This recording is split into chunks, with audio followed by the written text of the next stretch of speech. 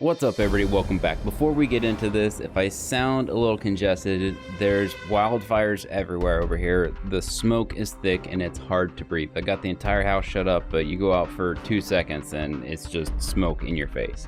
So, Cargoport is a good map. I like it. It's fun. It's really dynamic. And this is a map where you can tell the new players from experienced players really fast. First of all, being that the A point. Not a lot of people usually go to the A point, especially for the experienced players, just because you can get trapped over there. It can be hard to get over there and all that other stuff. So the main focus is usually the B point, is where a lot of the experienced players go because it's defensible and whatnot. The A point's kind of like this wild, wild west.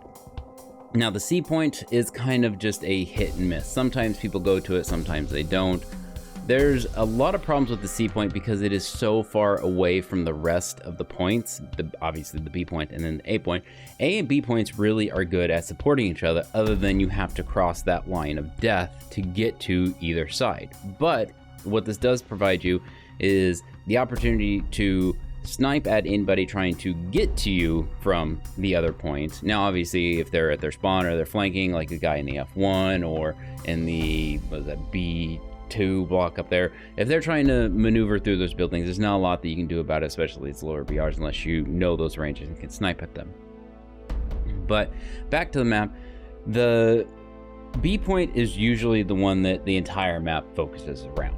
So if you're not good with close combat, if you're not good with, taking corners and whatnot, you might want to try for the C point. There's a little bit more longer ranges. There's more time to usually think about things. You can hear where players are a little bit better, and it's really kind of straightforward where they're going to be. Over at the B point, they could be honestly behind that first building or behind the second building, and they kind of sound about the same distance. Overall, this battle played out kind of as expected. Again, it was a small match for what's going on right now with the summer event. It's a small map, which is really good. I like that. It leads in for a lot of different gameplay rather than just everyone smashing face into a car crash. It allows for more, I don't want to say dynamic gameplay, but it's just different gameplay than what you're used to. So people are, moving throughout the map more versus letting some teammates carry the weight. I just realized Team 2 has an SPAA sitting over in the F2 block. Obviously, he's trying to spawn camp and fails at it, but I just realized he was sitting there. I never saw him get there. How long has he been there? Comment below. Let me know how long he was sitting there. Timestamp it. But the biggest thing here is that when you get on Cargoport, whether you're on the north side or you're the south side, if you're confident with your tank, you obviously want to go somewhere around the B point area. There's a whole slough in the middle, and that's where I think that being able to have the caps move after they've been capped, I'd say you cap it within 1 minute. If it's not decapped, it should move positions, change it up, because there's plenty of spots where it could go. It doesn't have to be, it could be within a circle and it's just random where it goes. I think that would be a really neat way of changing things. I know I'm always talking about ways to change the game versus what we're actually seeing. And what we're seeing is that Team 2 comes back and they're just controlling the B point.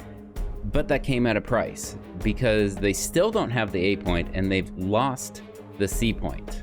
And now Team 1 is coming in and they're going to say, hey dude, that B point you had, we're just going to go ahead and take it back. You good? All right.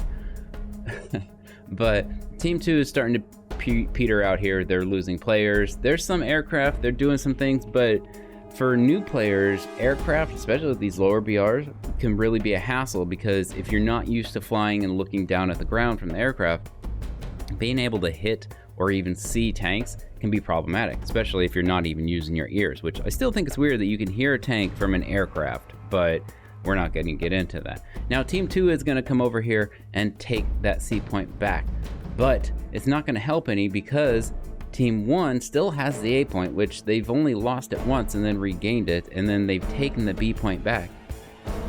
So at this point, with the ticket draw and everything else, the game is over. The ones over at the C point can't get to the B point in time to do anything, and then the ones that are up aren't pushing fast enough to cause the decap to stop. With that, I hope you guys enjoyed today's video.